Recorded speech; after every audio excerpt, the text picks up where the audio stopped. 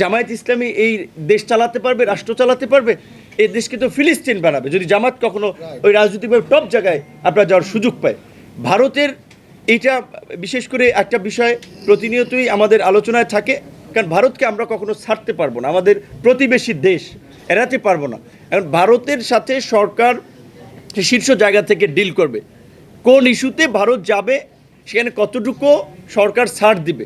তবে ভারত বর্তমান বাংলাদেশ সরকারের নীতি পরিষ্কারভাবে বুঝতে পারছে, দেখছেন এখন তারাই কিন্তু মানে সরকারের দপ্তর, মন্ত্রণালয়, মন্ত্রীদের পেছনে গুড়গুড় করতেছে যে মাননীয় প্রধানমন্ত্রীকে ভারত সফরে নেওয়া। কারণ আপনি যখন গাছ দিয়ে ব্যক্তিত্ব নিয়ে দাঁড়িয়ে যাবেন, অন্যরা আপনাকে সেইভাবে রেসপেক্ট করবে। বর্তমান সরকার তো বলেছে বাংলাদেশ ফার্স্ট আর ফরেন পলিসিতে তারা দেখেছেন সফর করেছেন আমাদের মালয়েশিয়াতে, তারপরে চীনে গিয়েছেন। তো ভারতের এতদিন যে একটা মিথ তৈরি করে রাখা হয়েছিল যে ভারতের সহযোগিতা ছাড়া, ভারত ছাড়া বাংলাদেশ অচল, এই মিথ কিন্তু বাংলাদেশের মানুষ ভেঙে দিয়েছে। কাজে যেখানে সরকার শক্তি পেয়েছে, তো দেশের মধ্যে অভ্যন্তরীণভাবে যতটুকু এই জাতীয় ঐক্য সংহতি থাকবে, সরকার এই দেশকে তত শক্তিশালীভাবে এগিয়ে নিয়ে যেতে পারবে।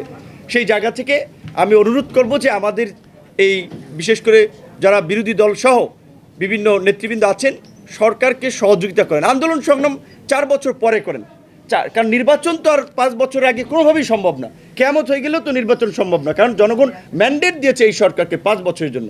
সুতরাং আপনাদের যদি পলিটিক্যাল, আপনারা একটা রাজনৈতিক দল হিসেবে সরকারকে চাপে রাখবেন, প্রেশার ক্রিয়েট করবেন, সেটা ভালো, সেটা 4 বছর পরে করেন। এখন পলিসিগত দিক থেকে এখন ওপেন সংসদ আছে, সেখানে ডিবেট করেন।